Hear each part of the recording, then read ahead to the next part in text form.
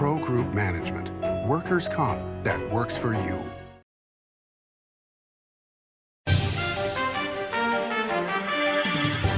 Welcome to Nevada Newsmakers. On the broadcast today, Dr. Robin Titus joins us. She's the State Senate Minority Leader, here for the whole show on an all-new Nevada Newsmakers. Pro Group Management specializes in providing industries with the necessary components to satisfy and exceed workers' comp requirements. Every business has unique needs and specific regulations. Pro Group Management stays ahead of the curve, providing up-to-date services to keep your industry in top form. Discover how we simplify your tasks, improve efficiency, and reduce expense to keep you moving in a positive direction. Pro Group Management, workers' comp that works for you. The trucking industry is the most resilient link in the supply chain. And for over 90 years, the Nevada Trucking Association has been the voice for the men and women in the trucking industry. From Carson City to Washington, D.C., we advocate for policies to protect our trucking companies and keep commerce flowing. Because Nevada's and America's prosperity is tied to trucks. There's nothing without trucking.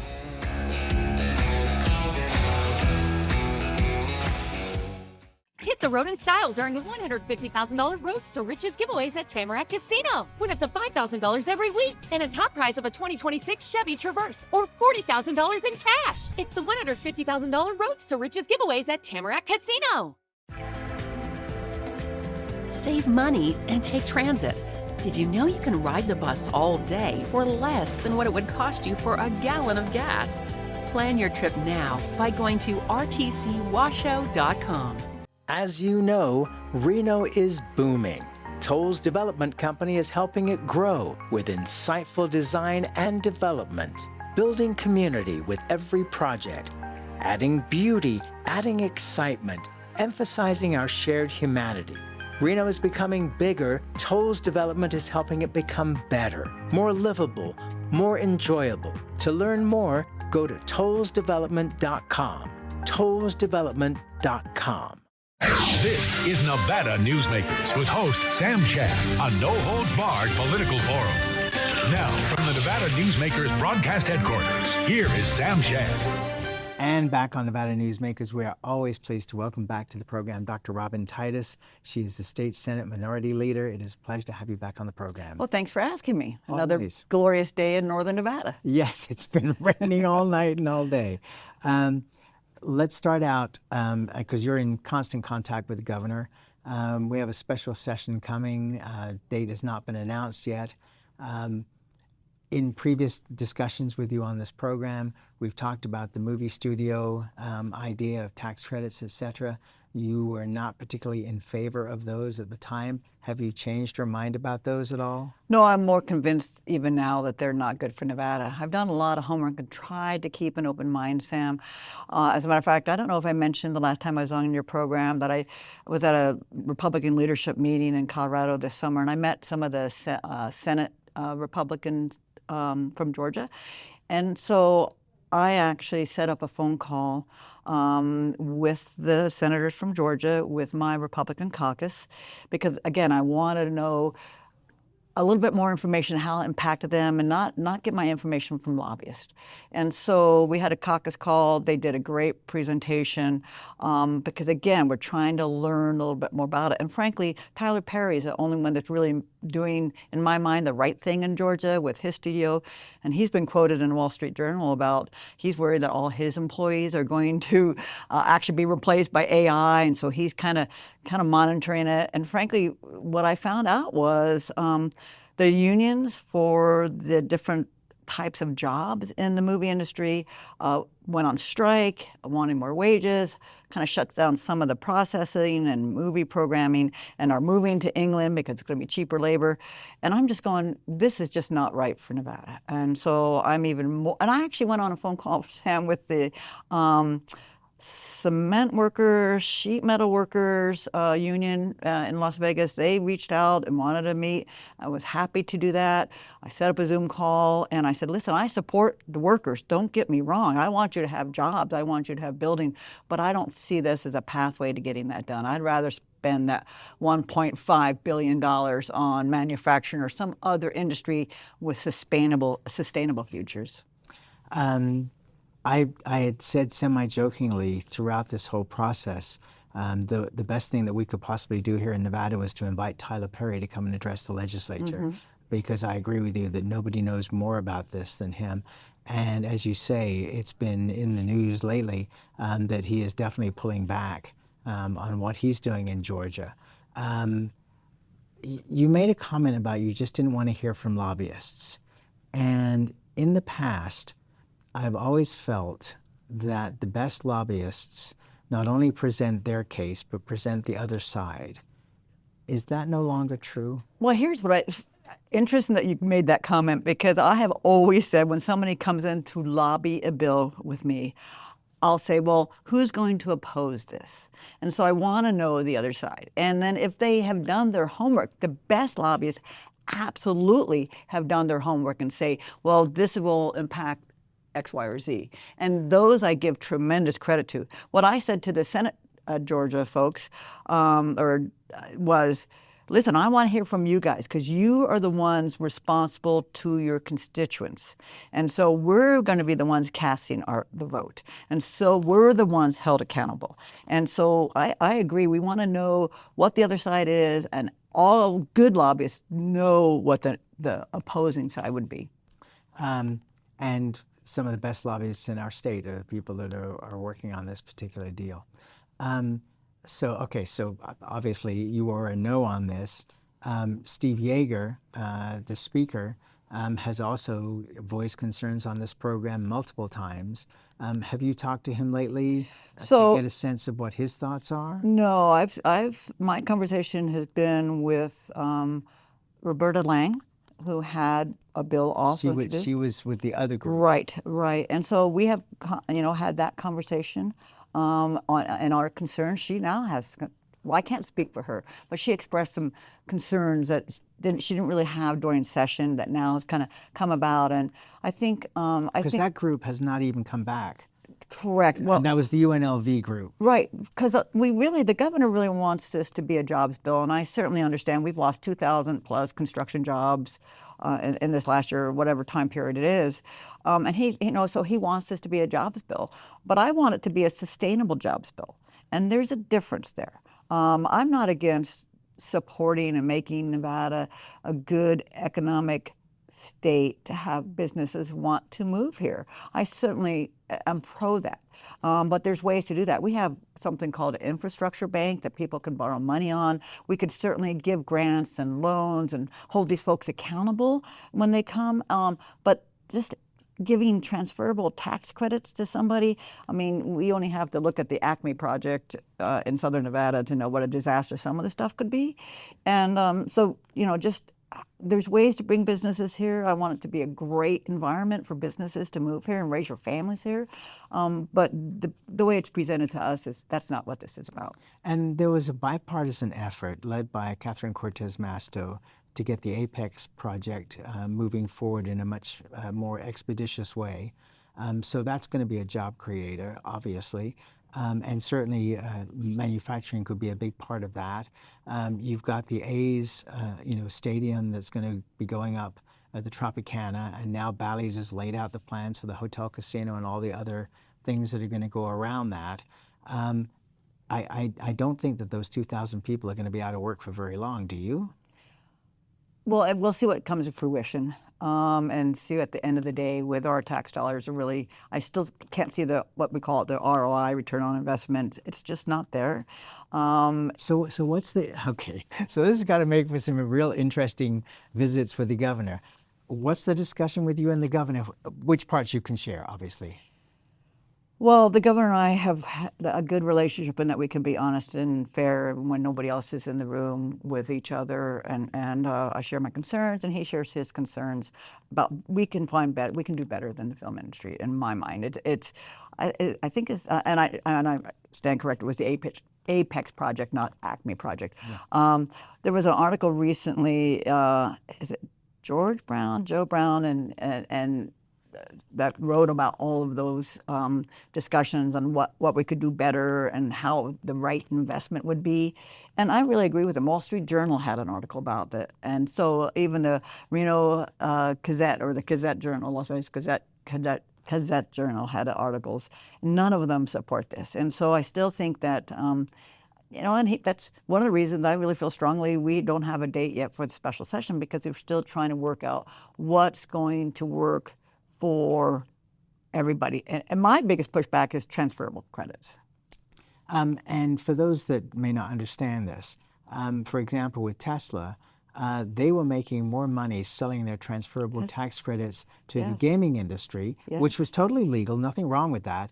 But they were making more money from that than they were from selling cars. Right, absolutely. And so unless that's changed, I'm not going to come on board with this. So would you be all right if they weren't transferable tax credits, if they were just tax credits? So there's a way to do economic support and economic development without tax credits. Because remember, when you get a tax credit, it takes it away from the general fund availability. So we give them a tax credit, then potentially there's less money to do everything else that we have to do for this state.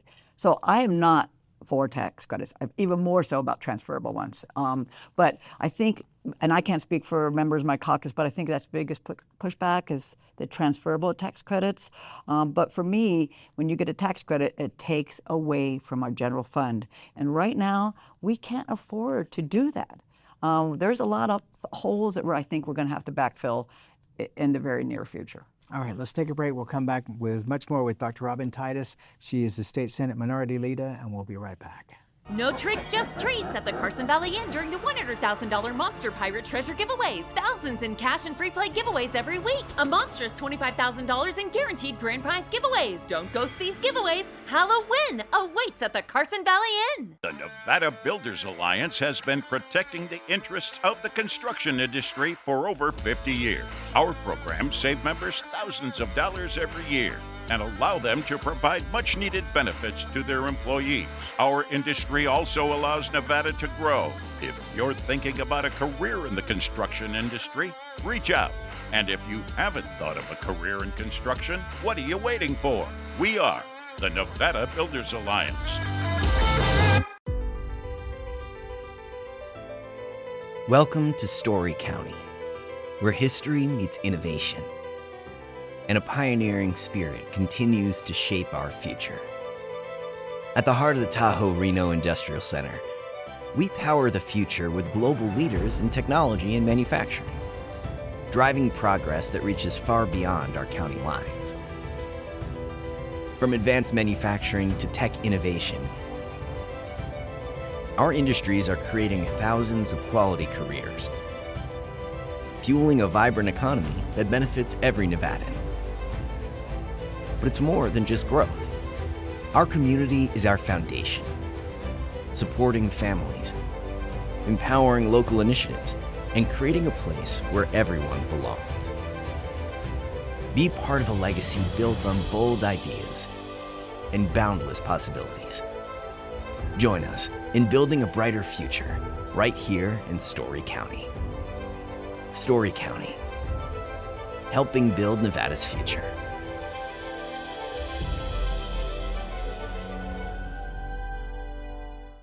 This is Nevada Newsmakers.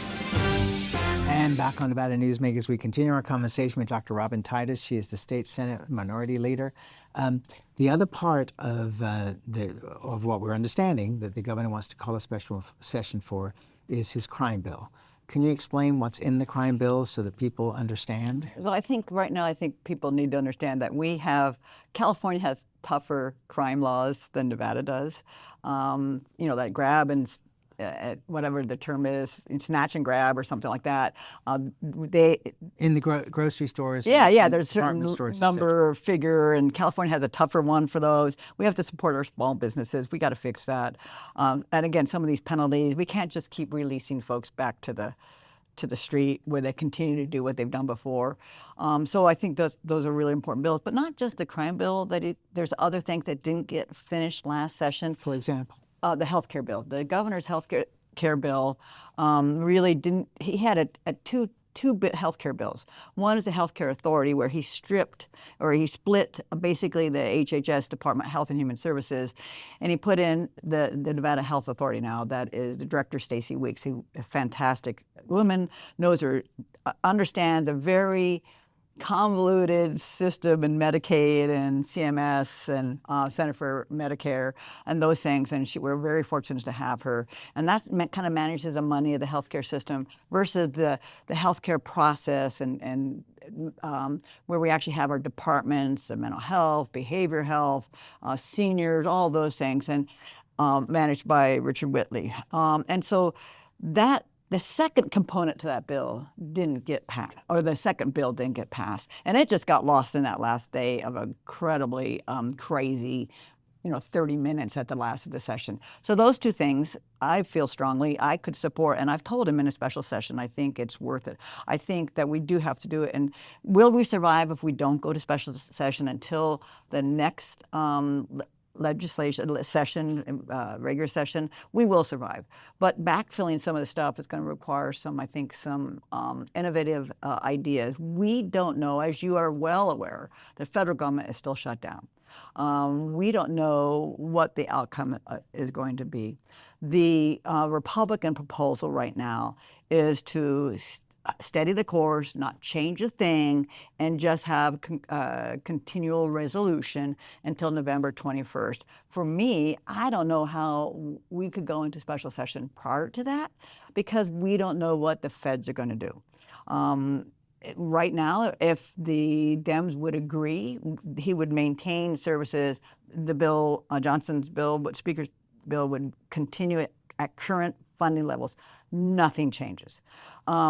The Dems are not agreeing to that, so we're going to continue to have the stoppage in federal funding. The government is shutting down, except for, and I just want to make it clear to your viewers, because I've heard on some of the news media people calling in about, are we going to shut down the military? They're very worried about some of these things, and he's going to continue to, the military and our protection is going to continue to be federal funded. There is funds for that. But what will happen pretty quick is our SNAP funding, which is a supplementary nutrition program, our WIC funding. And an interesting fact that I heard from the White House is people who have Social Security, and I'm on Social Security, won't have any interruption. But if somebody gets a Social Security check, although the post office is a separate entity, that is not affected by the shutdown. Right. The processing of that check may be delayed if it goes past 30 days. And so these things are incredibly important to have funded and continuation. At the end of the day, and I'm telling people this, and if you really look at the numbers of whose bill does what, the Democrats want to increase funding, the Republicans want to decrease funding. The Democrats' proposal increases funding by $1.5 trillion. Most people can't even fathom what $1 trillion is. No, or $1 billion. Yeah, well, I get the billions. Those are easy numbers. Well, you do, but the average person cannot imagine this table stacked with $1 billion. $1.5 trillion is what's in the Democrat proposal. And frankly, as you know, I'm a healthcare advocate. I'm a physician. I ran for office because of all the issues and making sure people have access to care. And I support access to care. But we only have a limited funding for that. So I want to make sure that people who've paid towards that funding can get access to care.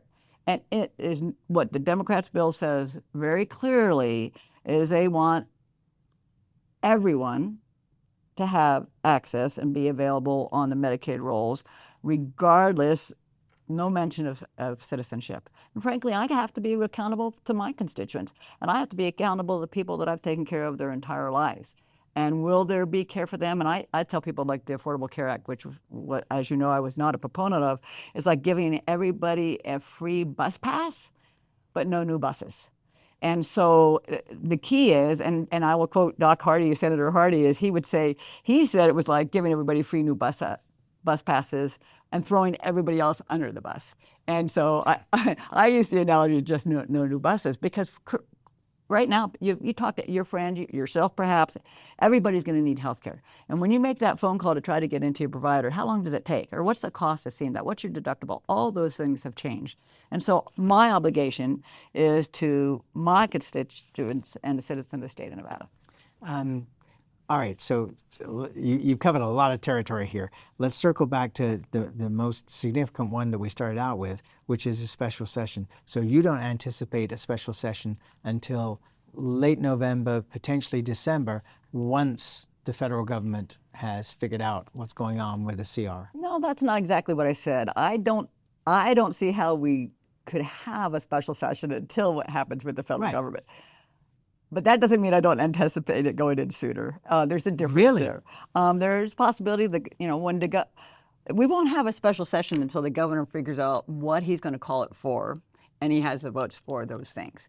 Now, will it move along faster if they finally decide to leave the film tax out? I heard that the Democrats have thrown a lot of other bills that they want. And to be clear to the folks watching, the Democrats who are in charge of both houses, they're not calling the special session. And so in Nevada, during a special session, the only person, unless the legislative process could call a special session if they had 2/3 of the vote in both houses. They're not going to get that. Short of that, the governor calls a special session. But the governor, in his call to special session, specifically addresses a topic that he's going to address. Those are the only things we can discuss. However, who introduces the bill? The governor does not introduce bills. It has to be the majority leaders in either house. So either Speaker Yeager introduces bills or Majority Leader Cannizzaro introduces bills. But if the governor is not going to sign those bills, so it has to be a coordinated effort. And right now, those conversations are happening. It's a little bit like what's going on in the federal government, in my mind. The Democrats are pushing their agenda, the Republicans are pushing, and Trump is pushing their agenda, and we'll see what they agree on. There has to be common sense. There has to be some thoughtfulness, what's best for the state of Nevada. But right now, you throw everything in and see what you get out of it. Wow. All right, we're going to take a break, and we'll be right back after this time out. A power line is more than a power line. It's maintaining the bottom line for small businesses. It's keeping the assembly line moving for our workforce. For our brightest minds, it's meeting a deadline. It's on the front line with our heroes. And on the sidelines of the biggest games. It's a direct line to our loved ones. And it's a lifeline for the most vulnerable. There's a lot on the line. Like a traditional handmade basket, retail is woven into the fabric of life in Nevada. From big box to mom and pop, retail supports our communities in countless ways. Jobs for the disabled, team uniforms for kids, help for the elderly, and so much more. Retail employs over 1 in 10 workers. Retail supports Nevada, and we support retail. RANNV.org. You're in trouble with the law. It's easy to think you'll lose everything, but there is hope. I'm Attorney Orrin Johnson. Your first step is to hire a serious attorney with the experience to successfully navigate the legal system for you. Sometimes hope means addiction treatment instead of jail, and making sure you're treated fairly. Sometimes hope means fearless trial attorneys who will stand up to the government when they get it wrong. Call or text Orrin Johnson Law. We'll make a plan. You'll take back your life. Meet Nevada Health Link, Nevada's official health insurance marketplace. Your link to savings, selection, free assistance, and name brand health insurance, where 90% of enrollees lower the cost of their monthly premium. Everyone deserves access to quality health coverage, no matter your income or family size. Visit NevadaHealthLink.com. A few minutes could save you hundreds of dollars per month. Nevada Health Link. Our plans are made for your plans. This is Nevada Newsmakers. And back on Nevada Newsmakers, we have about a minute and a half left here with Dr. Robin Titus. She's the State Senate Minority Leader. You have thrown out so much interesting stuff today. I just wanted to get a quick sense from you of what you think of RFK and the way he is running his department. There's an incredible amount of pushback from him. However, there's also a lot of support for him. I'm happy that he appointed Victoria Seaman, who I served with in the Assembly in 2015, because she's a Nevada girl. Although she did move to Colorado, she is the HHS district director for District 8, which includes Nevada. She has already called. I will tell you one thing we haven't talked about is Trump and his budget, that in the Republican budget, is a $50 billion funding to transform rural health care. And he's passionate about that. And she called me because RFK is passionate about that and wants to what our needs are in Nevada.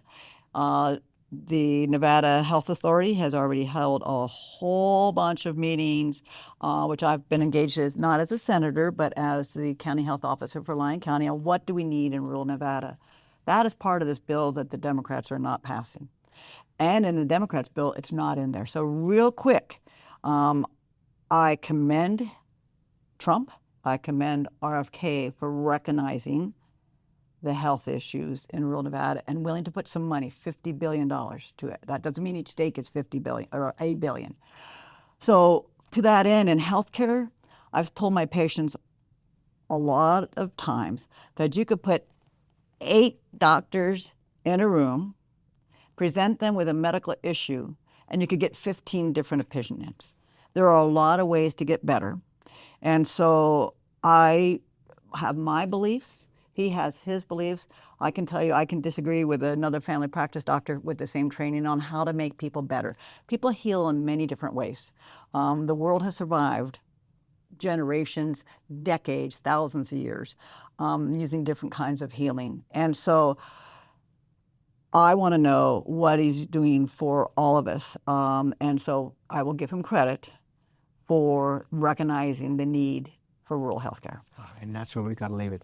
I always appreciate you taking the time. It is a long journey for you to get to the studio. Yeah, I appreciate you being here. It's worth it, and I appreciate you, and I appreciate all of your viewers for taking the time to watch. Thank you. Thank you, and we'll be right back.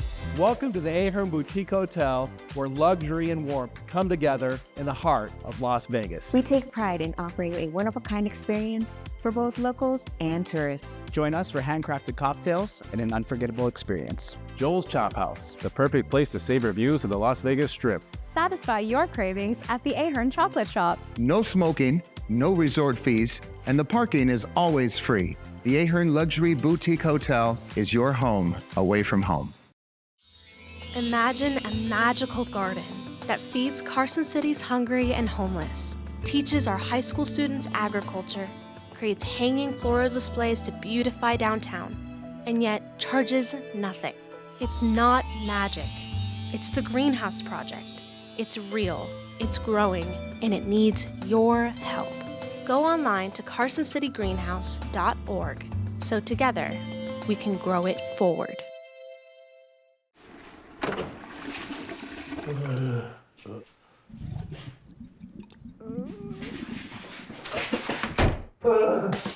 It happens. And when it does, there's UMC Quick Care.